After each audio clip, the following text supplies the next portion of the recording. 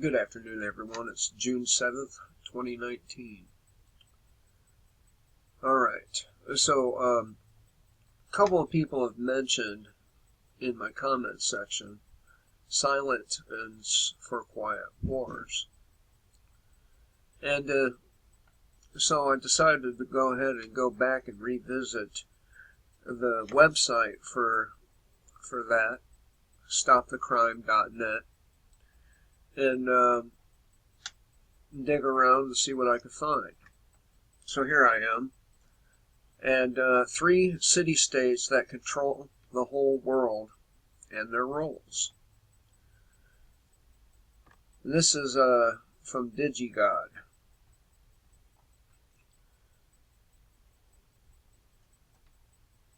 So we're going to go over these 3 city-states.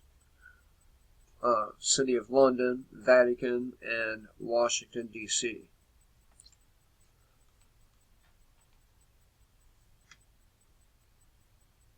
City of London. Finance, their role. Receives taxes from their slaves in Canada and the United States. They design and control our financial and banking systems. Vatican City, role, religion. The Pope wants to merge all the religions into one, which is stupid. Let me stop right there and say that the Pope has gotten quite a bit of support for this. He's gotten support from even some Muslims. So, and who knows, maybe some Jews. I'm not sure about that one, but nevertheless, he is attempting to create a one world religion. Remember, I keep telling you people out there that we've been living in the New World Order. What we're transitioning to is a one world order. It's a bit different, and the United States, I'm not sure we're going to be playing much of a role in the one world order for a few reasons. Maybe we will. Maybe we'll end up being the military arm of that, but we'll see. But back to the Vatican. The Pope broke off from the truth, confusingly referred to as the Eastern Church or Eastern Orthodox Church or Orthodox Church or Orthodox about 1,000 years ago. And you know my take on on organized religion. It's filled with wolves in sheep's clothing, pretending to be good and doing some pretty bad shit to children in particular there in the churches.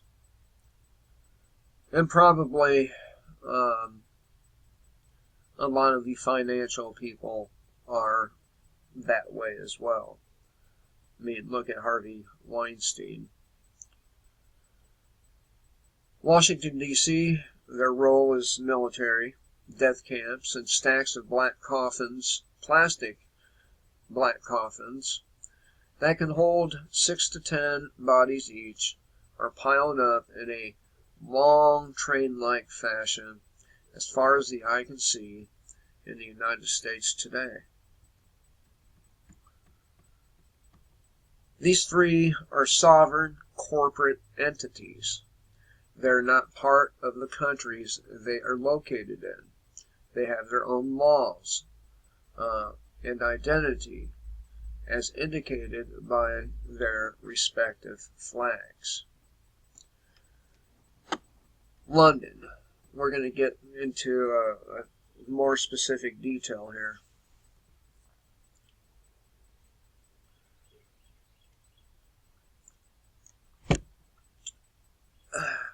All right. The city in London. The city, also known as the Square Mile, an area of 677 hectares in London, is just like the Vatican City in Rome, their own state. The city-state pays no taxes, has its own courts, its own laws, their own flag, their own private police at about 2,000 men, and a night population that underestimates 9,000 inhabitants. Here are the Bank of England, a privately owned institution which is not subject to regulation by the British Parliament, and in fact a sovereign world power. Moreover, Lloyd's of London, Insurance, London Stock Exchange, Fleet Street's newspapers and publishing offices in all British banks, offices in 385 foreign banks, and 70 U.S. banks. Internationally, they use the Crown Princess as a symbol of power, but the real power belongs to the bankers and not the royal house. It is very difficult to gain an insight into the persons who effectively control the Bank of England. A name that leaked is Rothschild. It's not really that they leaked. Rothschilds have been at it since, well, for a very long time. Very long time. And,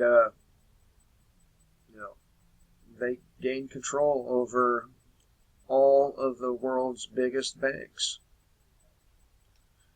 using dirty, underhanded methods.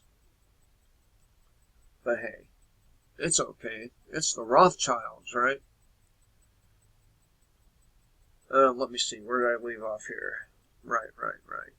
The City of London is an economic entity which is legally separate from England and in control of all lawyers and banks across the world, including the Federal Reserve in the U.S.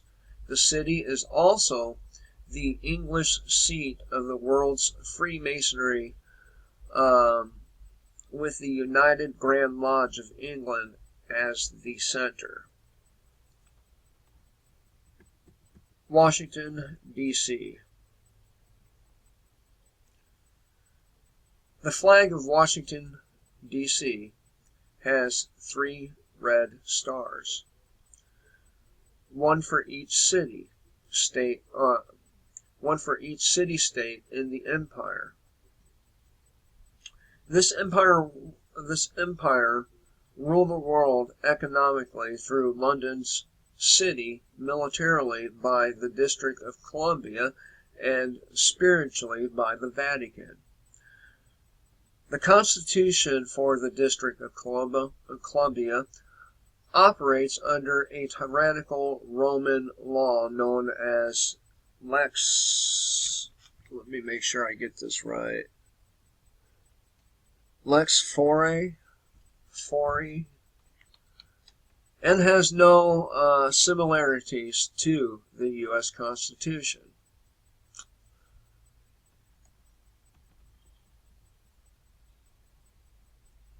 And they are all their own corporate entities, by the way. Just like the Federal Reserve. They are sovereign from the rest of the country. They are their own country, basically. So the Vatican and Rome. The Vatican's assets include massive investments by Rothschilds in the UK, France, and the US, billions of shares in oil and weapons companies like Shell and General Electric, Bethlehem Steel. The Vatican is the world's largest owner of private property, and its gold reserves are stored by the Bank of England and the U.S. Federal Reserve Bank. They'll never get it back then. Around 1483, Thomas D. Torquemada. I'm not sure if that's right, but it's probably close. Was named Inquisitor General of Aragon, Valencia, and Catalonia. His tortures and special militia were then blessed with being sworn into the highest sacred order of the Roman cult, the SS, or the Knights of, I'll just keep it with the SS. As a military order of the Roman Catholic Church, the Knights, or the SS, were bestowed by the legal orders of the Roman Pontiff on behalf of the Mother Church to wage constant holy inquisition against all heretics, including assassinations, torture, and counterintelligence, to protect the name of the Holy Roman Catholic Church and directly represent the interests of the Holy See as its primary order of Holy Knights, or SS. Well, they could have done a lot more on the United States there. But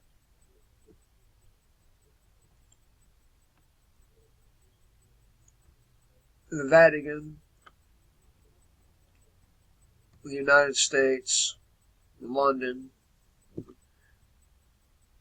so far they are the ones that control the world. It is looking like this is about to change. It's about to change, and well,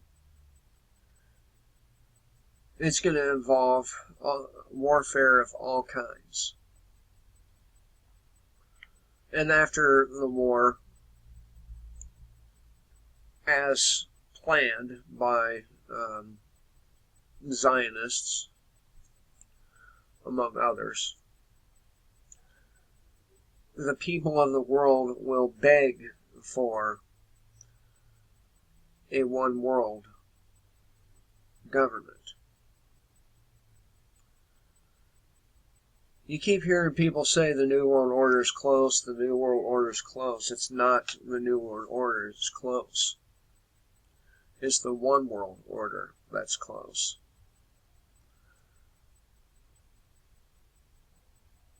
And our country's role so far has been the police role of the three, waging war on innocent countries because they don't have a Rothschild central bank, waging war on countries to steal their natural resources, their minerals and whatnot. And while doing that, while, stealing the world's natural resources of non-compliant nations, they've been quietly selling off our own land to foreign governments, which that's what the Bundy fiasco was really about. Is about politicians trying to steal their land and give it to China.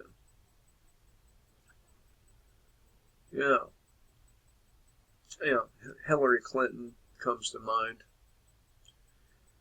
among others. An innocent man ended up being murdered in cold blood by the FBI, which is a corporate entity of its own, by the way. Lloyd Finnegan, did nothing wrong.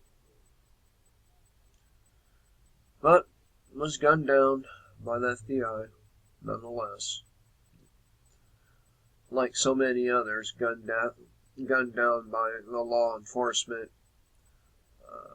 complex here in the freest country in the world. Note my sarcasm. But we can't deny that our nation does have that role.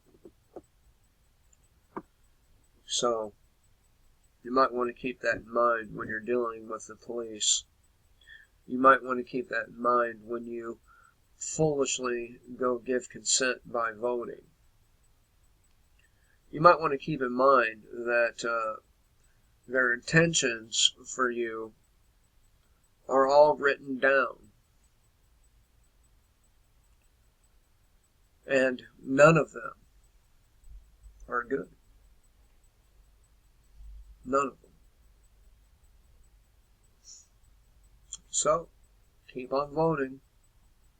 Keep on giving your consent. And it's going to hurt everybody.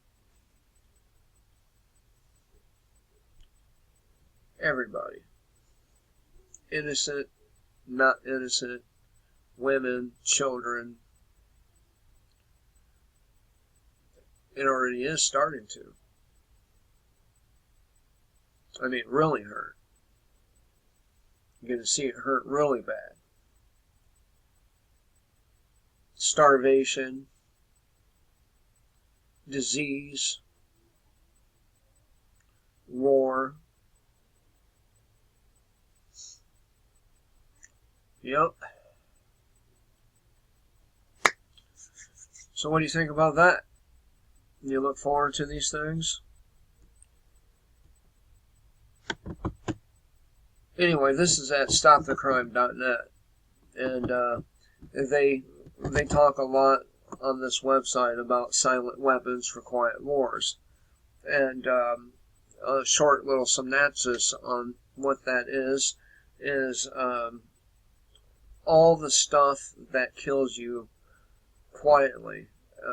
Alex Jones used to refer to it as slow kill, and that's things like cell phone towers, fluoride in your water, among other chemicals, by the way, and plastics in your food, the geoengineering programs, the GMO. The list can go on, but that's what they're talking about when they talk about the silent weapons for the quiet war against you. And the thing about the quiet war against you is this. Eventually, it's not going to be quiet. Eventually, the weapons aren't going to be silent. Eventually, they're not going to be hiding it anymore. It's going to be out in the open and gruesome.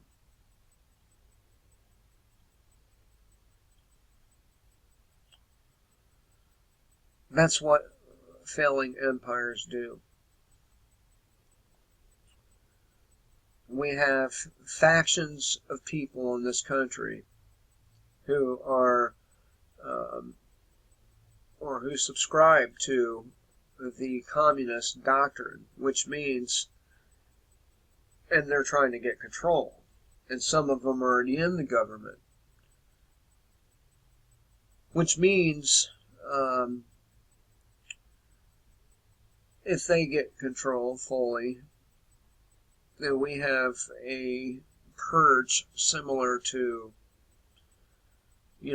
Stalinist Russia, or maybe even further back than that.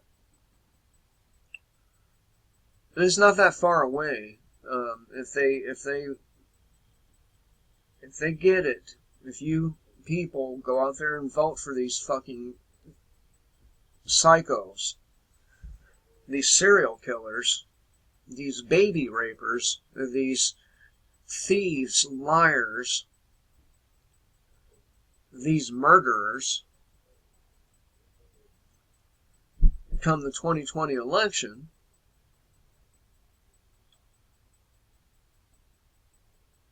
even if it's Donald Trump. I mean, we already see what he's doing, right? We already understand that a lot of the stuff he's doing is not in your favor. A lot of the stuff he's doing and has done is to your detriment. Even if it's not communist, but just fascist in a way, right? I mean, we got police departments with fucking military weapons.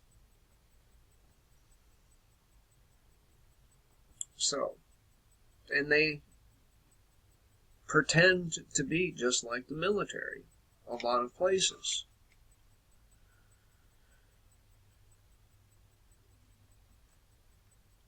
So, how long is it going to be until they start behaving like the communists and fascists that they are? In my opinion, they've already started, really. But it's going to be out in the open. A lot more. And the people of this country, those who don't already hate the state and the police and all that bullshit, well, they're really going to learn to hate it soon. Because everywhere you turn, they're imposing their will through the barrel of a gun.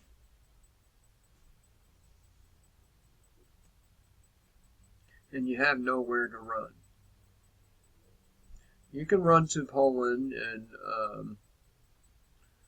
Hungary, but that doesn't make you safe from our government. And then you have a whole nother government to worry about there. I don't know if the gun laws are, but I probably would want a gun in those countries. Probably. Just as much as we want one here. You can't deny, if you're my age, I'm 47 in July, you can't deny, since you've been a child, you can't deny that it's a completely different place. You can't deny that it's made leaps and bounds towards authoritarianism, despotism. You can't deny it. When I was a kid, you could have lemonade stands without permits. When I was a kid, you could go to the park without DSS getting involved in your life, without your parents. When I was a kid, you didn't have to wear a seatbelt in the car. But everything they keep creating more and more and more laws. And before you know it, everything will be illegal. Anyway, thought I'd have a chat with you guys today, share this Trinity of globalist stranglehold with you. Kill the state before the state kills you.